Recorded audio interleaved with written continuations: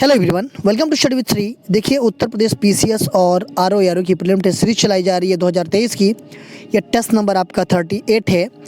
37 test already complete हो चुका है। प्ले लिस्ट बना रखी है, आप लोग जाकर के देख सकते हैं। देखिए, अगर आप किसी भी स्टेट पीसीएस की प्रिपरेशन कर रहे हैं, जैसे कि बीपीएससी हो, एमपीपीएससी हो, छत्तीसगढ़ पीसीएस हो, झारखंड पीसीएस हो, उत्तराखंड पीसीएस हो या फिर आरएस हो, तो आप इस टेस्ट सीरीज को देखिए, आपको काफ़ी फ़ायदा मिलेगा। या फिर किसी वनडे एग्जाम की तैयारी कर रहे हैं तो भी आप इस सीरीज को देखिए, क्योंकि जो भी क्वेश्चंस हैं वो सभी प्रतियोगिता परीक्षाओं के लिए काफ़ी महत्वपूर्ण है। देखिए, जो लोग फर्स्ट टाइम विजिट कर रहे हैं मेरे चैनल पे, वो चैनल को सब्सक्राइब कर लें। सब्सक्राइब करने के बाद से बेल आइकन को ज़रूर प्रेस कर लें, क्योंकि जब भी वीडियो आए तो उनको नोटिफिकेशन मिल जाए। तो स्टार्ट करते हैं। फर्स्ट क्वेश्चन है, कर्क रेखा पर पड़ने वाले अफ्रीकी देशों का पूर्व से पश्चिम क्रम बताइए। मिस्र, लीबिया, नाइजर, अल्जीरिया, माली। मिस्र, लीबिया, माली, अल्जीरिया, नाइजर। मिस्र, लीबिया, अल्जीरिया, माली, नाइजर। मिस्र, लीबिया, नाइजर, माली, अल्जीरिया। पूछा जा रहा है कि जो अफ्रीकी देश हैं वो भी पूर्व से पश्चिम क्रम में, उन पे कर्क रेखा मतलब किस किस देश से होकर के जाता है, ये आपको क्रम से लगाना है। ठीक है, तो ये जाता है, अगर देखा जाए अफ्रीकी देशों में पूर्व से पश्चिम क्रम, तो ये पहले आएगा मिस्र, उसके बाद से लीबिया, फिर नाइजर, अल्जीरिया और माली। ये पूर्व से पश्चिम क्रम हो जाएगा, तो ए ऑप्शन आपका सही है। देखिए, कर्क रेखा जो है कि भारत से भी होकर के गुजरती है, भारत के बीचों बीच होकर के गुजरती है। कितने स्टेट से? तो वो जो है कि 8 स्टेट से होकर के गुजरती है। वो 8 स्टेट कौन कौन से हैं, आप लोग कमेंट बॉक्स में मुझे बताइएगा। गलत युग्म बताइए। Dundee, Britain. Lyon, France. Seattle, Germany. Iwata, Japan. देखिए, इसमें से आपको गलत युग्म बताना है। ठीक है, कुछ औद्योगिक केंद्र का नाम दिया गया है, वो कहाँ पे हैं, ये चीज़ें गलत बताना है आपको। ठीक है, देखिए, डुंडी औद्योगिक केंद्र कहाँ पे है, तो ये ब्रिटेन में है। ठीक है, लियान, ये औद्योगिक केंद्र आपका फ्रांस में है।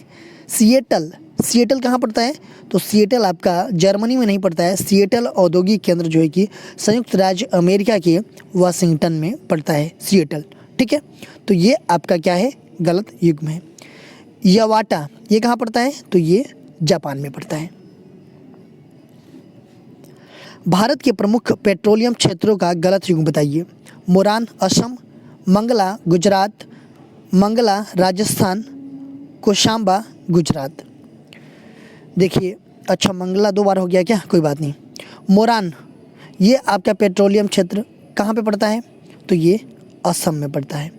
मंगला, ये कहाँ पड़ता है, तो ये आपका जो है कि कहाँ पड़ता है, ये गुजरात में नहीं पड़ता है, ये आपका राजस्थान में पड़ता है। ठीक है, ये मंगला तीसरा जो है राजस्थान में। ठीक है, कोशांबा, ये आपका गुजरात में पड़ता है। तो मंगला कहाँ पड़ता है, तो ये आपका राजस्थान में पड़ता है, गुजरात में नहीं पड़ता है। मौलिंग राष्ट्रीय उद्यान है असम में, सिक्किम में, अरुणाचल प्रदेश में, नागालैंड में। देखिए, मौलिंग राष्ट्रीय उद्यान ये कहाँ पे है, तो ये है आपका अरुणाचल प्रदेश में। देखिए, मुख्य रूप से जो है कि ऊपरी सियांग जिले और पश्चिमी सियांग जिला के कुछ भाग में तथा पूर्वी सियांग जिला में फैला हुआ है, मतलब 3 डिस्ट्रिक्ट में फैला हुआ है।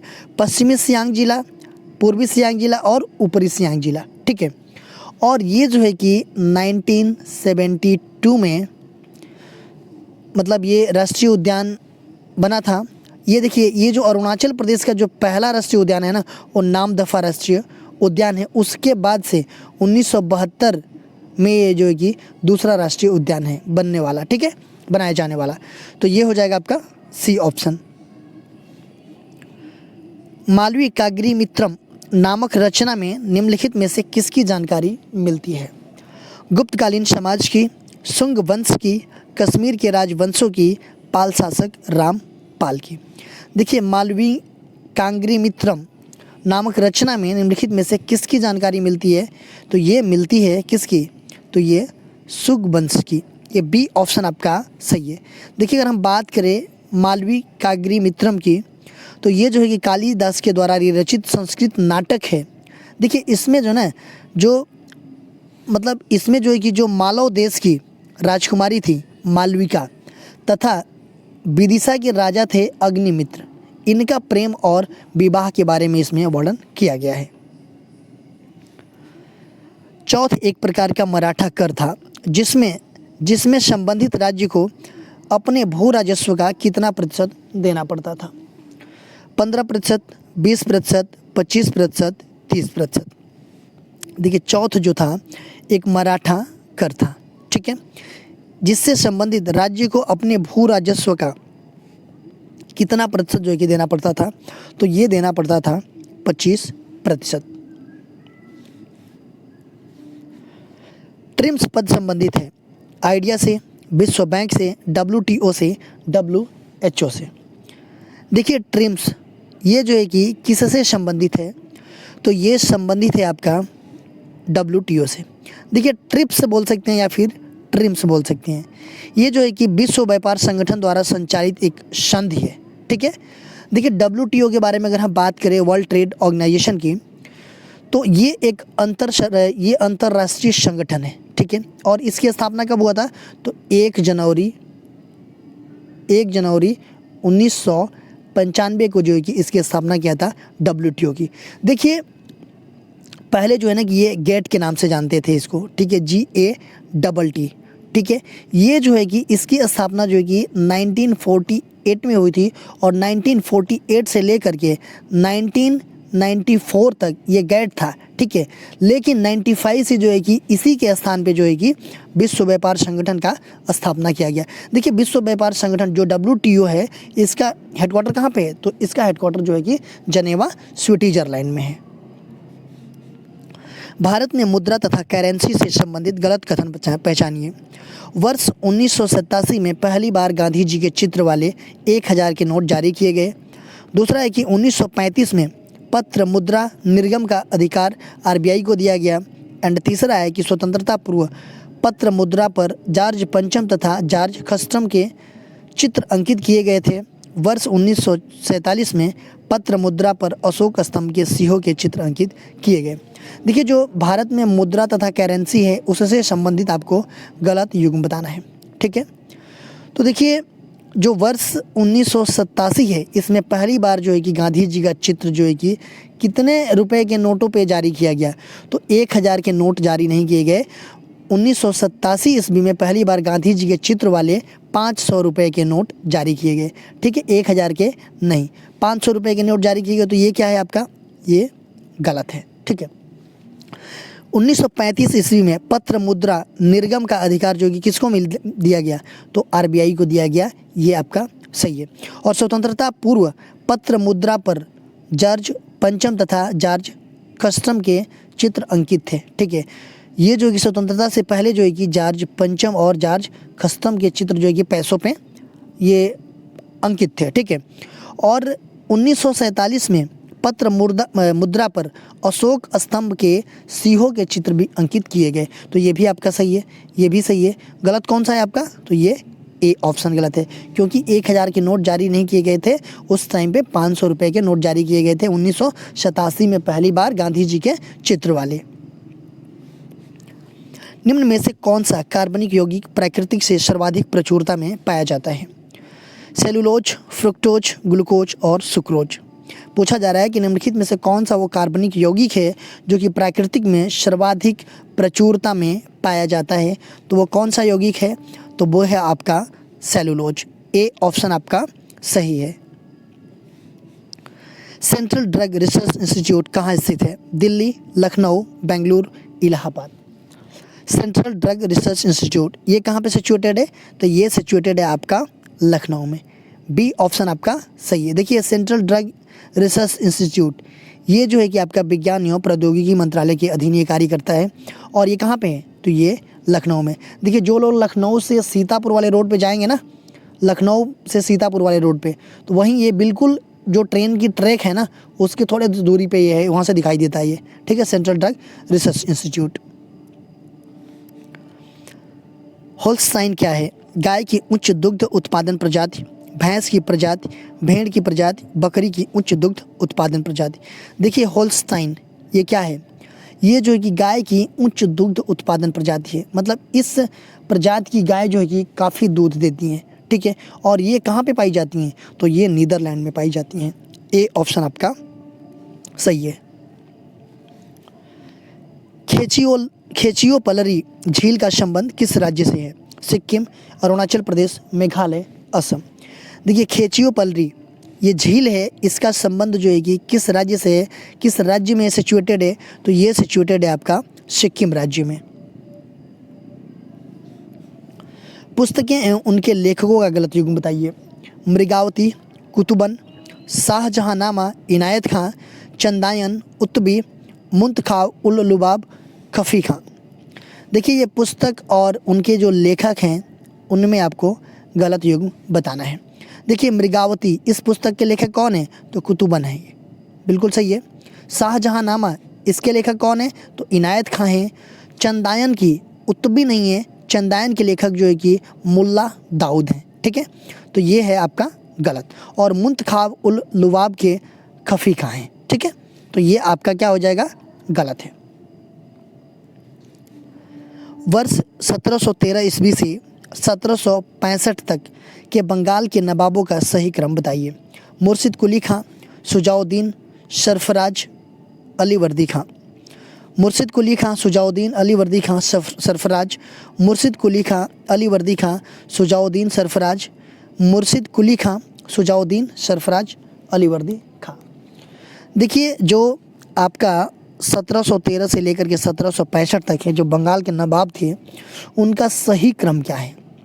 देखिए अगर हम इनकी बारे में बात करें तो मुर्शिद कुली खां ये जो है कि 1713 से 1727 तक इनका टाइम रहा, मुर्शिद कुली खां के। फिर 1713 से 1727 तक रहा। 1727 से 1739 तक जो है कि शुजाउद्दीन का रहा। उसके बाद से 1739 से 1740 तक सरफराज का रहा। और 1740 से 1756 तक जो है कि अली वर्दी खां का रहा। तो ये जो है कि सही क्रम आपका ये होगा। पत्र पत्रिकाएं उनके लेखक संपादक से संबंधित गलत युग्म बताइए। Free Hindustan Taraknath Das, Sanjivani Krishna Kumar Mitra, the independent Motilal Nehru और अभ्युदय केशव चंद्र सेन। देखिए जो ये पत्र पत्रिकाएं हैं इनके लेखक और संपादक से संबंधित गलत युग्म बताना है आपको, ठीक है। जो फ्री हिंदुस्तान था इसके संपादक कौन थे? तो तारकनाथ दास थे। संजीवनी इस पत्र पत्रिका का संपादक कौन थे? तो कृष्ण कुमार मित्र थे। द इंडिपेंडेंट इस पत्र पत्रिका के लेखक कौन थे संपादक? तो ये मोतीलाल नेहरू थे। और अभ्युदय की हम बात करें तो अभ्युदय के संपादक केशव चंद्र सेन नहीं थे, ये थे कौन? तो ये कृष्णकांत मालवीय थे। और इनके लिए इसके लिए इनको जेल भी जाना पड़ा था, ठीक है, इस पत्र पत्रिका के लिए। तो अभ्युदय के कौन है? तो ये कृष्णकांत मालवीय है। तो डी ऑप्शन आपका क्या है? गलत है। गलत युग्म की पहचान कीजिए। 4 सितंबर राष्ट्रीय वन्यजीव दिवस, 8 सितंबर अंतर्राष्ट्रीय साक्षरता दिवस, 17 सितंबर विश्व रोगी सुरक्षा दिवस एंड 18 सितंबर अंतर्राष्ट्रीय रेड पांडा दिवस। इसमें आपको गलत बताना है। देखिए 4 सितंबर को क्या मनाया जाता है? तो राष्ट्रीय वन्यजीव दिवस मनाया जाता है। 8 सितंबर को क्या मनाया जाता है? तो अंतर्राष्ट्रीय साक्षरता दिवस मनाया जाता है। एंड 17 सितंबर को क्या मनाया जाता है? तो 17 सितंबर को विश्व रोगी सुरक्षा दिवस मनाया जाता है। देखिए 18 सितंबर को क्या मनाया जाता है? तो 18 सितंबर को विश्व बांस दिवस मनाया जाता है। अंतर्राष्ट्रीय रेड पांडा दिवस नहीं मनाया जाता है, ठीक है। 18 सितंबर को क्या मनाया जाता है? तो विश्व बांस दिवस मनाया जाता है। और अंतर्राष्ट्रीय रेड पांडा दिवस कब मनाया जाता है? तो ये जो है कि हर साल सितंबर के महीने में तीसरे शनिवार को अंतर्राष्ट्रीय रेड पांडा दिवस मनाया जाता है। तो ये आपका क्या है? गलत है। निम्नलिखित कथनों को पढ़कर कूट के अनुसार सही उत्तर का चयन कीजिए। पीसी महालनोबिस की जयंती पर प्रत्येक वर्ष 29 जून को राष्ट्रीय सांख्यिकी दिवस के रूप में मनाया जाता है। दूसरा है कि यह स्वतंत्र भारत के पहले योजना आयोग के प्रमुख सदस्य थे। देखिए जो पीसी महालनोबिस जी हैं इनके जयंती पर 29 जून को क्या मनाया जाता है? राष्ट्रीय सांख्यिकी दिवस मनाया जाता है। ये बिल्कुल सही है। और स्वतंत्र भारत के बाद से जो योजना आयोग था उसके ये प्रमुख सदस्य थे पीसी महालनोबिस, ठीक है। तो ये भी सही है और ये भी सही है। तो हो जाएगा आपका ये सी ऑप्शन, 1 और 2 दोनों सही है। उष्णकटिबंधीय पर्णपाती वन निम्नलिखित में से कहाँ नहीं पाए जाते हैं? उत्तरी ऑस्ट्रेलिया, भारत, मध्य अमेरिका, दक्षिण चीन। पूछा जा रहा है कि उष्णकटिबंधीय पर्णपाती वन जो हैं ये कहाँ नहीं पाए जाते हैं। ठीक है, तो कहाँ नहीं पाए जाते हैं? देखिए, उत्तरी ऑस्ट्रेलिया में पाए जाते हैं उष्णकटिबंधीय पर्णपाती वन, भारत में भी पाए जाते हैं, मध्य अमेरिका में भी पाए जाते हैं, बट दक्षिण चीन में जो है कि उष्णकटिबंधीय पर्णपाती वन नहीं पाए जाते हैं। दक्षिण चीन में जो है कि शीतोष्ण सदाबहार वन पाए जाते हैं। तो ये हो जाएगा आपका डी ऑप्शन। निम्न में से कौन सा युग्म सही सुमेलित नहीं है? एड्रियाटिक सागर की रानी रोम, लोरेन कोयला क्षेत्र फ्रांस, वेस्ट मिडलैंड्स बर्मिंघम, टूला रूस। देखिए, पूछा जा रहा है कि निम्नलिखित में से कौन सा युग्म सही सुमेलित नहीं है। देखिए, एड्रियाटिक सागर की रानी किसको बोला जाता है? रोम को बोला जाता है क्या? नहीं, रोम को नहीं बोला जाता है। इटली का जो वेनिस शहर है उसको जो है कि एड्रियाटिक सागर की रानी के नाम से जाना जाता है। पहला ही आपका गलत है। लोरेन कोयला क्षेत्र कहाँ है? तो ये फ्रांस में है, और वेस्ट मिडलैंड्स ये बर्मिंघम में है, और टूला जो है कहाँ पे है? ये रूस में है। तो एड्रियाटिक सागर की रानी किसको कहा जाता है? तो ये इटली का जो वेनिस शहर है उसको कहा जाता है। तो ए ऑप्शन आपका सही सुमेलित नहीं है।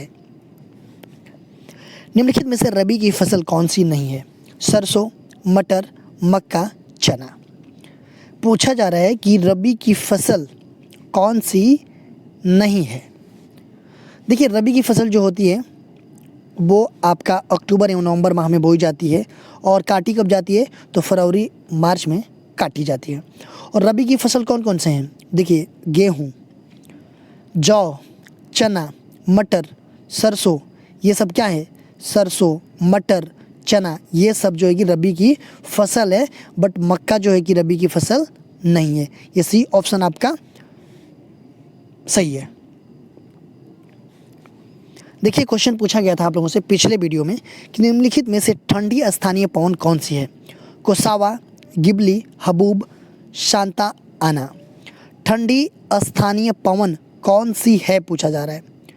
देखिए, कोसावा की अगर हम बात करें, ये क्या है?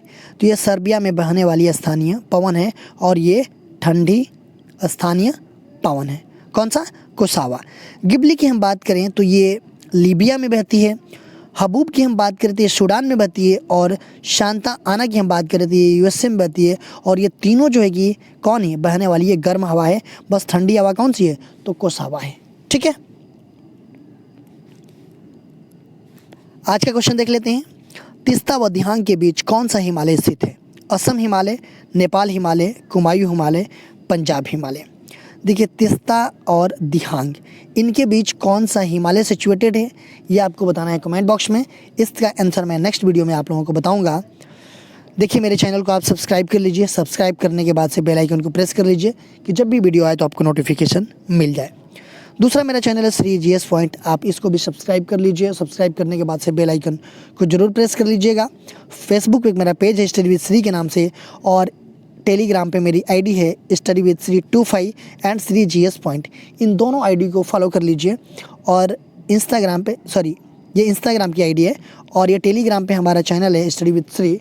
तो आप इन सब सारे जगहों पे कनेक्ट हो जाइए। इन सब सारे का लिंक आपको डिस्क्रिप्शन में मिल जाएगा, क्योंकि इन सब सारे जगहों पे स्टडी से रिलेटेड चीज़ें पोस्ट की जाती है, जिससे आप लोगों को फ़ायदा पहुंच सकता है। दोस्तों, वीडियो अच्छी लगती है तो आप लोग लाइक किया कीजिए, एक अच्छा सा कमेंट्स कर दिया कीजिए। अगर वीडियो अच्छी नहीं लगती है तो आप लोग डिसलाइक कर दिया कीजिए, और कमेंट बॉक्स में मुझे बताइए कि डिसलाइक क्यों किया। वीडियो देखने के लिए धन्यवाद।